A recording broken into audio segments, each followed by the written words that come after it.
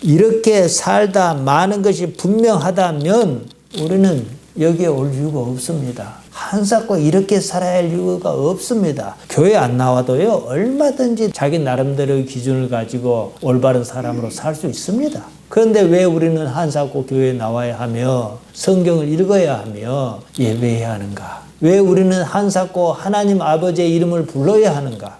그 표적, 세메연이 무엇인가? 생각해야 하지 않겠습니까?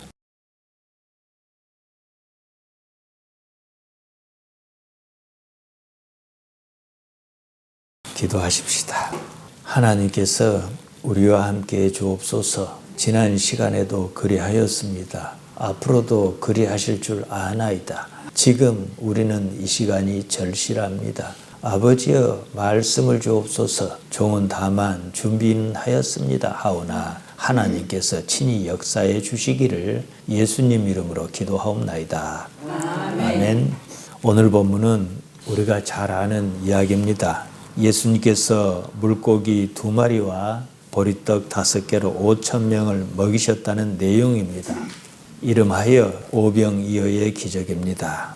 지금은 시대가 많이 바뀌었습니다. 성탄절만 해도 지난 시절과 같지 않습니다. 성경에 나오는 기적을 대하는 태도 역시 달라졌습니다. 없이 살던 시절에는 기적이 절실했습니다. 그런 바탕에서 교회가 성장한 것도 사실입니다. 15, 16년 전이었던가 싶습니다. 동료 목사가 교회를 개척했습니다. 교회 이름을 오병이어 교회라고 지었습니다. 조금 그렇다 싶었는지 나중에 이름을 바꾸었습니다. 도해지 교회는 우리 교회처럼 지역 이름을 잘 쓰지 않습니다. 한 지역의 교회가 워낙 많다 보니까 그렇게 하기도 어렵지 싶습니다. 교회 이름을 오병이어 교회라고 지었습니다. 그럴 때는 나름대로 생각이 있었을 겁니다. 예수님의 능력에 초점을 맞추었을 것입니다. 예수님을 믿으면 오병이어와 같은 기적이 일어난다. 문제를 해결할 수 있다. 이런 생각이었지 싶습니다. 전국에 오병이어 교회가 제법 있습니다. 전통적으로 교회의 이름은 교회를 설립한 그 지역의 이름을 땄습니다. 고린도 교회, 갈라디아 교회, 안디옥 교회, 소래 교회, 정동 교회, 성동 교회, 연동 교회 모두가 지역 이름입니다. 우리 월정 교회도 마찬가지입니다. 천주교는 지금도 이 전통을 따르고 있습니다. 그래서 천주교를 보면 성북동 성당, 해화동 성당, 여수에는 서교동 성당이 있지 않습니까? 특별한 경우에 한해서만 예외적으로 다른 이름을 허용하는 경우가 있을 뿐입니다. 교회가 지역 이름을 버린 데는 나름대로 이유가 있습니다. 벌써 오래전입니다. 여러분이 이제 버스 타고 여수를 나가시다 보면 돌산 금봉리에 금봉교회가 있습니다. 누군가가 서려교회를 개척했어요. 그러니까 원래 있던 교회와 이름을 같이 쓸 수는 없어요. 가장 쉬운 일이 뭡니까? 금봉 제1교회, 금봉 중앙교회 이럴 겁니다. 거기에 또 교회가 생기면 이름을 뭐라 짓겠습니까? 고민하지 않겠습니까? 금봉 세중앙교회. 이러다가 나중에는 그렇게 하기 어려워요. 그런 금봉 오병이어 교회 이런 식으로 진단 말이죠. 그때부터 교회 이름에 의미를 담습니다. 교회 이름은 그 이름을 지은 사람의 성향을 드러냅니다. 능력교회, 은혜교회, 사랑교회, 기쁨교회, 은혜 충만한 교회, 소망교회, 화평교회, 그리고 오병이어의 교회 각기 느낌이 다가오지 않습니까? 여수 미평에는 하모니 교회라고 있더라고요. 이러면서 개신교회는 하나의 교회라는 고백이 사라졌습니다. 예수님께서 오병이어의 기적을 일으키셨어요. 사람들은 예수님을 기적을 일으키는 분으로 보았습니다. 예수님께서는 기적만 바라는 그런 사람을 피하셨다는 것이 오늘 이야기의 핵심입니다. 예수님께서 기적을 일으키시고 일으키시지 않고 사실 지금 우리에게는 중요하지 않아요. 우리에게 현실적인 문제는 아니잖아요. 그렇다 그러면은 이 이야기에서 우리가 핵심적으로 바라볼 내용은 이 이야기를 기록한 요한이 지금 우리에게 무슨 얘기를 하려는가, 이게 우리에게 더 중요하다 이 말씀입니다. 대개는 자기가 바라고 기대하는 마음으로 교회 이름을 오병이어 교회든 무슨 교회든 지었을 거란 말이지요. 오늘 성경 본문에 따르면 예수님께서 그런 이름을 원하셨을까? 이걸 좀 생각해 봐야겠습니다. 이름을 뭐라 짓든 문제는 없어요. 하지만 그 사람이 무엇을 바라는가 이것을 가리키는데 이것이 예수님의 뜻과 맞지 않으면 문제가 있다 이거죠. 월정교회는 월정 지역을 중심으로 복음을 전하는 교회입니다. 그러지 않습니까? 그때나 지금이나 사람들이 바라는 건 똑같습니다. 제자 또한 마찬가지였습니다. 제가 일찍이 말씀드렸습니다. 예수님과 함께할 당시의 제자는 하나님의 나라에 대한 개념이 없었습니다. 예수님께서 이 땅에서 자기들이 원하는 그 나라를 건설하실 줄로 믿었습니다. 예수님을 따랐던 이유가 자기가 원하는 것, 땅의 것을 이루는 것이었습니다. 당시 상황이 마가복음 10장에 나옵니다. 야고보와 요한 형제가 예수님께 나와 이렇게 요청했습니다. 그 나라가 임하거든 하나는 예수님 우편에 하나는 예수님 좌편에 앉게 해달라고 했습니다. 마가복음 10장 37절에 나옵니다. 그에 앞서 바로 조금 전에 예수님께서는 어떻게 고난을 당하고 죽으실 것인지를 말씀하셨습니다. 이런 얘기는 귓가에 들어오지도 않았습니다. 왜 그런 일이 있어야 하는가 묻지도 않았습니다. 예수님의 고난과 죽음과 살아나신다는 말씀이 들리지 않았습니다. 그만큼 자기 관념에 사로잡혀 있었습니다. 하나님의 의도를 생각하지 못했습니다. 십자가 사건을 겪고 부활 사건을 목격했습니다. 그제서야 그게 아니었구나 하고 깨달았던 겁니다.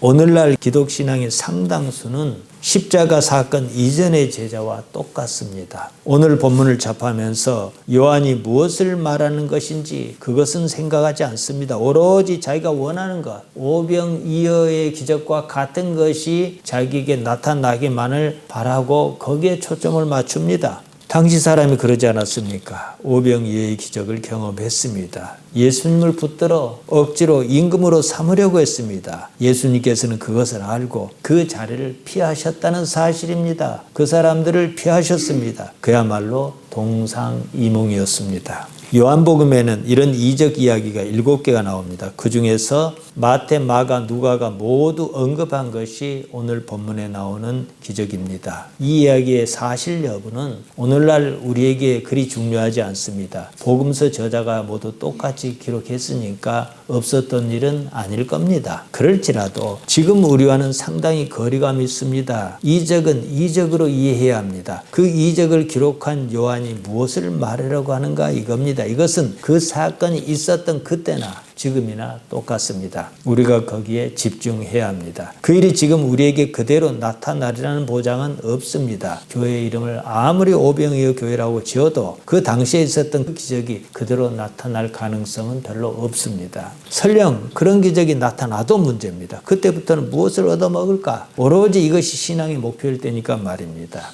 1절입니다. 그 후에 예수님께서 디베랴의 갈릴리 바다 건너편으로 가셨습니다. 예수님께서는 예루살렘에서 무시당하셨습니다. 말이 통하지 않았습니다. 그 후에 갈릴리로 물러나셨다 이 말입니다. 2절이에요. 큰 무리가 예수님을 따랐습니다. 왜 그랬는가? 요한이 그 이유를 밝혔습니다. 예수님께서 병자에게 행하신 표적을 보았기 때문이라고 했습니다. 요한은 여기서도 기적이라고 하지 않고 표적이라고 했습니다. 기적과 표적은 다릅니다. 기적은 나타나는 일 그 자체로서 놀라운 경험을 말합니다. 표적은 세메이온입니다. 무슨 표시예요? 그 일이 무엇을 나타내는 것이냐 이 말입니다. 다른 복음서 기자도 표적이란 말을 쓰기는 했습니다. 하지만 요한처럼 이렇게 억지스럽게 쓰지는 않았습니다. 요한이 이렇게까지 말하는데도 오병이어의 사건에서 기적만 본다면 성경을 읽는 것이 아닙니다. 자기가 믿고 싶은 것을 믿겠다 이 말이지 않습니까? 부활을 경험하지 못한 제자의 수준에 멈춰 있는 겁니다.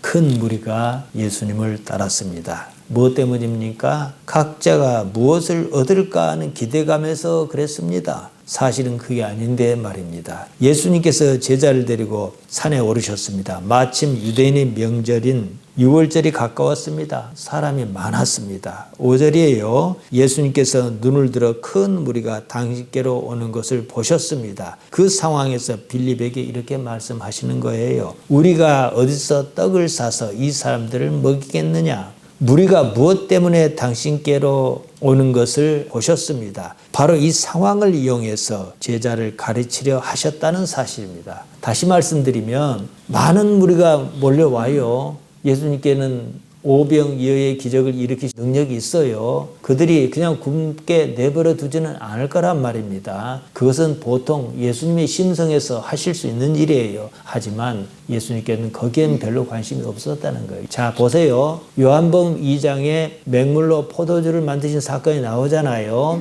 여차해서 맹물로 포도주를 만드셨어요. 그 일에 관심이 있으셨습니까? 없었어요. 그 일에서 정작 예수님의 관심을 가지셨던 건 뭡니까? 제자가 표적을 보기를 바랐던 거예요. 다시 말해서 수많은 사람이 몰려옵니다. 그들을 어찌 먹이시기는 할 거예요. 이게 오병이의 기적입니다. 그러나 이걸 가지고 조금 더 나아가서 물로 포도주로 만든 사건보다 한 걸음 더 나아가서 제자가 여기서 표적을 보기를 바라시고 그 중에 빌립에게 아주 머리가 좋았던 것 같아요. 우리가 어디서 떡을 사서 이 사람들을 먹이겠냐 하고 시험하셨다는 거예요. 빌립이 뭔가, 제자가 뭔가 알기를 바랬던 거죠. 이것이 요한복음을 쓴 요한의 의도입니다. 6절이에요. 왜 이런 말씀 하셨는가? 그 이유를 밝힙니다. 이렇게 말씀하시면 친히 어떻게 하실지를 아시고 빌립을 시험하고자 하심이라. 이렇게 말씀하신 이유가 두 개의 절로 이루어져 있습니다. 친히 어떻게 하실지를 아셨다는 것과 빌립을 시험하고자 하셨다는 거예요. 친히 어떻게 하실지를 아셨다. 원문에 보면 이렇습니다. 아우토스 가르 에이데이티 에멜렌 포이에인. 여기서 에멜렌은 멜로가 3인칭 미완료로 쓰였습니다. 무슨 뜻이냐면 무엇을 할 것인지 이 뜻입니다. 지금 상황이 사람들이 막 몰려와요. 당신에게 그런 능력이 없으면 모를까? 있는데 어떻게 굶게 내버려 두겠습니까? 이것을 직역하면 그분 자신이 무엇을 하려는 것인지 알고 계셨다는 뜻이에요. 지금과 같은 상황에서 당신이 어떻게 하리라, 어떻게 내가 할 것이라는 것을 감잡고 계셨다 이겁니다. 우리가 보통 그럽니다. 무슨 상황을 마면 내가 어떻게 하겠다라고 구체적으로 계획을 세워서 하기보다 그냥 감으로 퉁쳐서 알고 그대로 하는 것이 있어요. 그와 같습니다. 머릿속에서 어떤 그림이 그려집니다. 큰 무리가 당신께로 몰려옵니다. 당신께서 그들이 왜 몰려오는지 알고 계셨습니다. 이 상황을 가지고 무엇을 할까 그림이 그려졌다는 거예요. 자, 큰 무리가 몰려옵니다. 그들이 오병이어의 기적으로서 풍족하게 점심을 얻어먹자고 오지는 않았을 거예요. 그 앞에 나왔잖아요. 병자에게 어떻게 하시고 말입니다. 근데 그것을 가지고 빌립을 시험하신 거예요. 제자들에게 뭔가를 가르치시고 싶으셨던 겁니다. 시험하다 페이라조입니다. 우리가 어디서 떡을 사서 이 사람들을 먹이겠느냐 이러시면서 빌립이 어떻게 나오는지 테스트하셨습니다. 빌립이 말했습니다. 7절이에요. 빌립이 딱 보니까 각 사람에게 조금씩 나누어 먹이더라도 돈으로 계산하면 200데나리온도 모자랄 것이다. 이런 계산이 나온 겁니다. 당시에 한 데나리온은 노동자 하루의 품삯입니다. 그 돈이 어디서 날 것이며 또 돈이 있다 손 치더라도 갑자기 그 많은 음식을 어디다 주문할 것이냐 이런 느낌이 담긴 말입니다. 불가능하다 이거예요. 계산상으로는 200데나리온인데 방법이 없습니다. 이 얘기입니다. 방법이 없기는 왜 없습니까? 예수님께서 그냥 만드시면 그만이지요. 그러자 안드레가 말합니다. 한 아이가 먹을 것을 바구니에 담아 들고 있었던 모양입니다. 8절이에요. 여기 한 아이가 있어 보리떡 5개와 물고기 2마리를 가지고 있나이다. 그러나 이것이 그 많은 사람에게 얼마나 되겠삼나이까. 여기서 오병이어라는 말이 나왔습니다. 안드레조차도 보리떡 5개와 물고기 2마리를 가져오기는 했습니다. 하지만 이것으로 뭘 하겠습니까? 이런 인식은 빌립과 똑같았습니다. 사람이 많아도 너무 많았습니다. 이걸로 뭘 하겠느냐 이 말입니다. 일말의 기대감이 없었던 것은 아니었습니다. 왜냐? 예수님께서는 뭔가를 하시거든요. 그러나 이 정도까지 하시리라 생각은 미처 못했어요. 예수님께 아직 덜 숙달했거든요. 예수님의 반응이 의외였습니다. 사람으로 앉게 하라 하시는 거였습니다. 이때까지만 해도 제자가 예수님의 능력을 과소평가했다는 것을 알 수 있습니다. 이런 일을 겪으면서 예수님의 능력을 이해하는 범위가 점점 커져갔습니다. 우리가 이제 다음번에 볼 겁니다. 다음 사건이 그거예요. 제자는 예수님께서 수면 위로 걸어오시는 것을 목격합니다. 예수님의 능력에 제한이 없다는 사실에 대해서 제자가 익숙해가는 과정이라는 거예요. 사람을 모두 잔디밭에 앉게 했습니다. 5,000명 정도였다고 합니다. 당시에 유대인은 사람 수를 셀 때 여자와 아이는 뺐습니다. 예수님을 따르는 사람 중에는 사실 여자가 더 많았습니다. 모두 합치면 15,000에서 2만 명 정도였을 것이라고 추정이 가능합니다. 그 많은 사람을 보리떡 5개와 물고기 2마리로 먹이고 남은 조각이 12바구니였다고 합니다. 이게 어떻게 현실적으로 가능한 일인지 지금으로서는 알 수가 없습니다. 합리적인 추정은 사실 불가능합니다. 그렇다고 그런 일이 없었다고 말할 수는 없습니다. 복음서 기자가 다 같이 기록하고 있지 않습니까? 적어도 그와 같거나 그와 비슷한 일이 있었다. 이것만큼은 사실입니다. 11절에서 원대로 주셨다고 합니다. 원대로 호손 에델론입니다. 그들이 원하는 만큼 이 뜻입니다. 더 이상 필요를 느끼지 않을 정도로 충분히 주셨다는 말입니다. 모두가 먹고 흡족했습니다.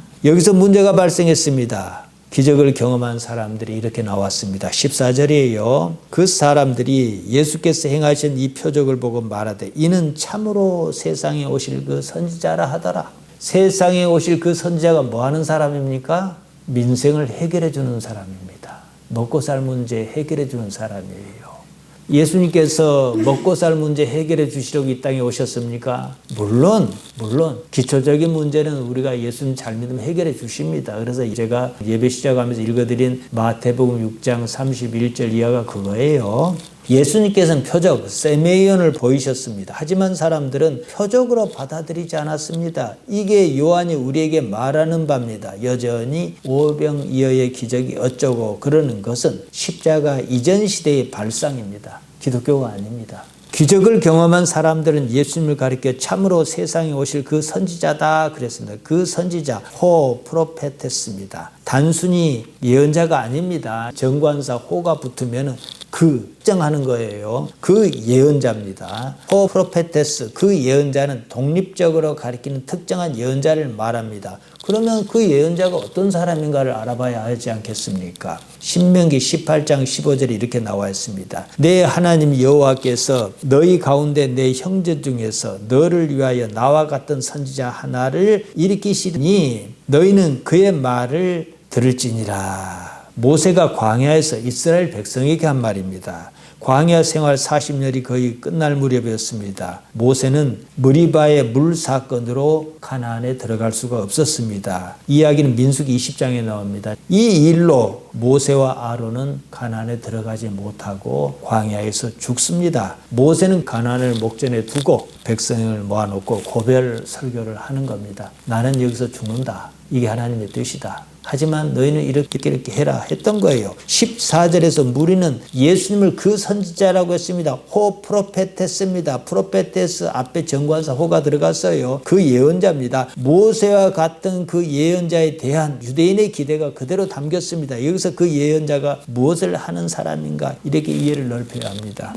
백성은 광야에서 만나를 먹었습니다. 하나님께서 만나를 주셨습니다. 백성에게 만나는 모세로 인하여 매일처럼 먹는 일용할 양식이었습니다. 지금 백성은 오병이어를 경험했습니다. 모두가 먹는 것이 부족하지 않았고 만족했습니다. 만나를 준 모세와 같은 인물로 예수님을 이해했다 이 말이에요. 그들에게는 그런 경험이 있으니까요. 다시 말해 호 프로페테스는 그 예언자는 백성을 먹여 살리는 사람이었어요.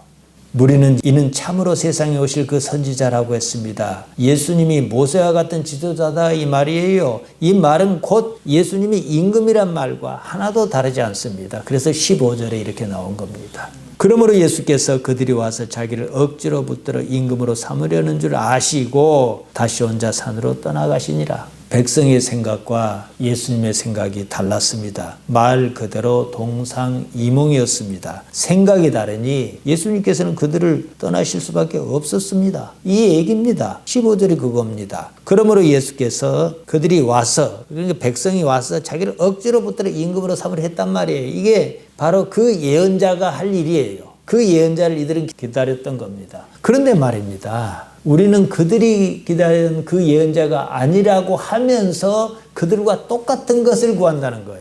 다들 예수님을 믿어 무엇을 얻겠다고 합니다.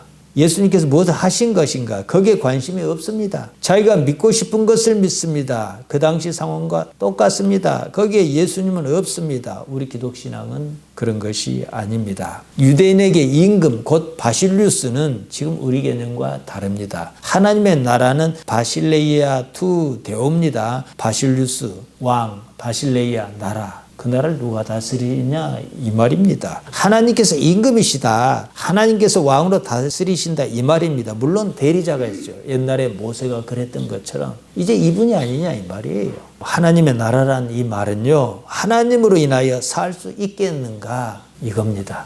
광야 시대의 백성은 모세를 통해 하나님을 경험했습니다. 그것으로 살았습니다. 모세는 백성의 삶에 있어 생존을 책임지는 사람이었습니다. 이게 하나님의 나라에 대한 모형입니다. 백성은 예수님에게서 그것을 기대했습니다. 단순히 말입니다. 이 땅의 삶을 원했어요.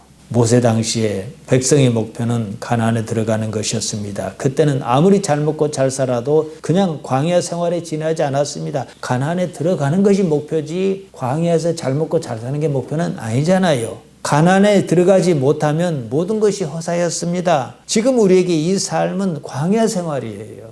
이 삶이 다는 아니다 이겁니다. 이 삶을 넘어서는 참다운 삶이어야 한다 이 말씀입니다. 예수님께서는 당신을 따르는 사람에게 이렇게 말씀하셨습니다. 마태복음 6장 31절에서 33절입니다. 그러므로 염려하여 이르기를 무엇을 먹을까, 무엇을 마실까, 무엇을 입을까 하지 말라. 이게 무슨 말씀입니까? 기본적인 것은 책임지시겠다 이 말씀입니다. 하나님 아버지께서 말입니다. 이는 다 이방인이 구하는 것이라. 이방인은 그것을 믿을 수가 없으니까 무엇을 먹을까, 무엇을 마실까, 무엇을 입을까 하지 않겠습니까? 너희 하늘아버지께서 이 모든 것이 너희에게 있어야 할 줄 아시느니라. 그런즉 너희는 먼저 그의 나라와 그의 의를 구하라. 그리하면 이 모든 것을 너희에게 더하시리라. 기본적인 것은 하나님 아버지께서 책임지시니까 너희가 할 일은 뭐예요? 하나님의 나라와 하나님의 정의를 구하는 일이라는 거예요. 그러니까 하려고는 해봐야 하지 않겠습니까? 여기서 믿음이 자라는 겁니다. 여기서 자란 그 믿음이 영원한 그 세계를 그릴 수 있게 해주는 거예요. 하나님으로 인하여 살겠는가 이 말씀입니다. 하나님으로 인하여 사람이 사는 거예요. 이게 참다운 삶입니다. 참다운 삶은 이 삶에서 끝나지 않는다는 게 영생입니다. 사람들은 오병이어의 기적을 경험했습니다. 거기서 반드시 표적을 보았어야 합니다. 그냥 광야 생활과 똑같은 삶을 원했습니다. 거기서 잘 먹고 잘 살자 그랬습니다. 그 이상의 세계는 생각하지 않았습니다. 원하지도 않았습니다. 그들의 생각은 예수님의 생각과 달랐습니다. 예수님께서 가리키시는 그 세상을 그들은 쳐다보지도 않았습니다. 예수님께서는 그런 사람을 멀리 하실 수밖에 없으셨습니다. 그래서 떠나셨습니다. 우리 기독신앙은 결국은 이 문제입니다.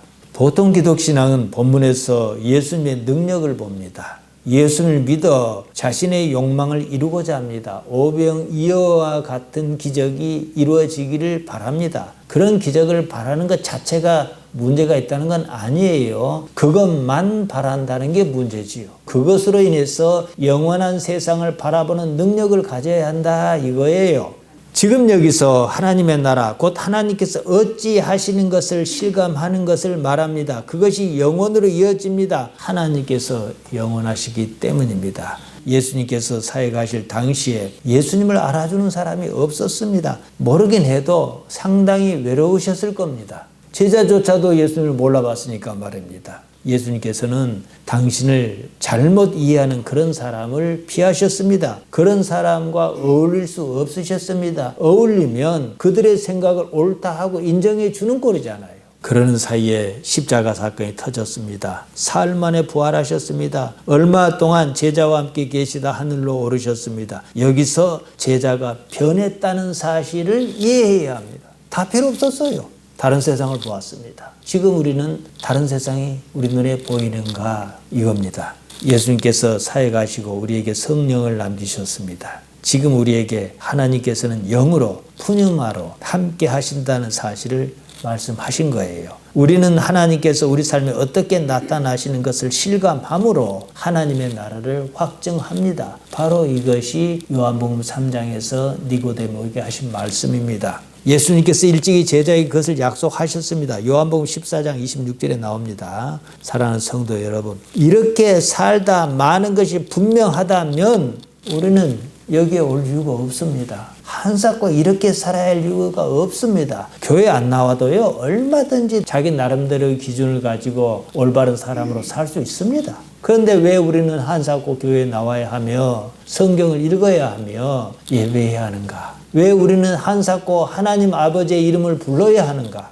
그 표적, 세메연이 무엇인가? 생각해야 하지 않겠습니까? 사실에 눈 떠야 합니다. 하루라도 더 산다면, 하루라도 더 살아야 한다면 꼭 그 하루만큼 하나님을 더 생각해야 합니다. 사랑하는 성도 여러분, 다른 것 없습니다. 하나님으로 인한 삶을 살기 바랍니다. 기도하십시다. 하나님 우리 아버지, 우리를 불러주시고 지켜주시고 인도하시는 것에 감사드리나이다. 우리가 우리의 능력으로 어찌 영원한 그 세계를 그리겠습니까? 주의 말씀이 있사옵고 지난 삶을 살면서 많은 것을 겪고 경험했습니다. 아버지 하나님이여, 그로써 이 세상이 다는 아니고 영원한 세상에 대한 소망을 가집니다. 아버지여, 그 능력으로 우리가 이 세상을 살 수 있도록 지켜주옵소서. 예수님 이름으로 기도하옵나이다. 아멘.